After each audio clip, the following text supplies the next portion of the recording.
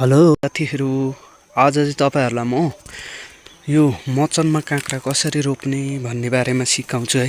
अब मचनमा रोप्दा चाहिँ धेरै जस्तो यसरी धेरै बाङ्गो हुनबाट बच्छ है।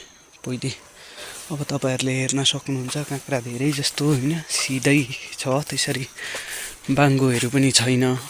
त हेर्न सक्नुहुन्छ यस काँक्रा पनि धेरै फल्ने अनि यस्तो तरिकाले रोप्दा चाहिँ सबभन्दा काँक्रा धेरै जस्तो चाहिँ लामै हुन्छ कि त्यसरी बाङ्गोहरू हुँदैन भनेर चाहिँ यसरी रोपेको हो।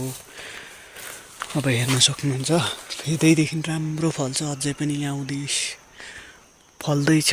धेरै जति टिप्नु भयो यस्तोमा चाहिँ त्यति नै काँक्रा चाहिँ फल्ने हो, यो राखेर फल्ने हैन। जति टिप्नु भयो त्यति फल्छ। त सुरुमा के गर्नुपर्छ भने नर्सरी गर्ने पटमा ट्याक्कसँगले हैन।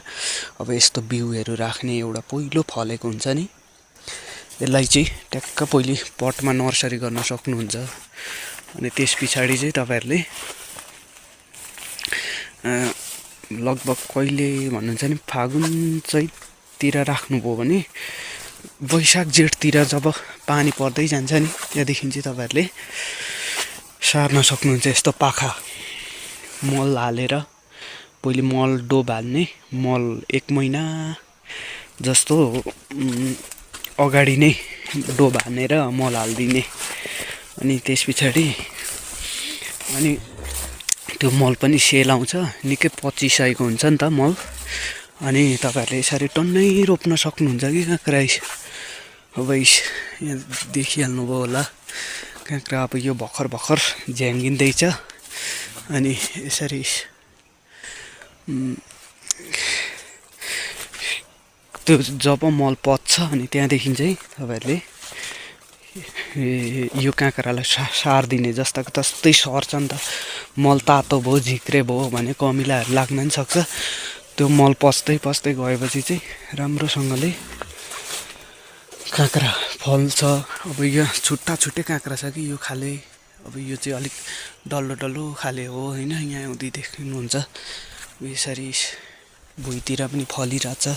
यसरी मचनमा रोपेको काँक्रा चाहिँ त्यस्तो बाङ्गोहरू हुन पाउँदैन कि, राम्रो आम्दानी लिन सक्नुहुन्छ 25 सम्म यसरी रोपेको उयसले चाहिँ काँक्राले चाहिँ राम्रो आम्दानी लिन सक्नुहुन्छ। त्यसै कारणले तपाईहरुले पनि गर्न सक्नुहुन्छ है साथीहरु।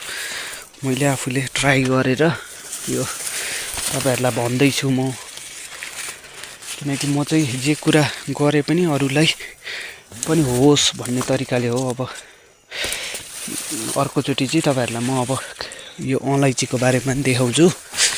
अलैँची पनि मैले लगाएको छु, राम्रै छ, देख्न सक्नुहुन्छ। काँक्रा चाहिँ अब यस्तो छ। ल भिडियो मन पर्यो भने लाइक शेयर सब्स्क्राइब गरिदिनु होला च्यानललाई, हाम्रो सानो च्यानललाई। अब यसरी थाङ्ग्रामा पनि रोपेको छ, तर थाङ्ग्रामा साह्रै थोरै फल्ने कि, थाङ्ग्रामा चाहिँ कम्ती मात्रामा फल्ने हुनाले मैले यसरी मचन लगाएको।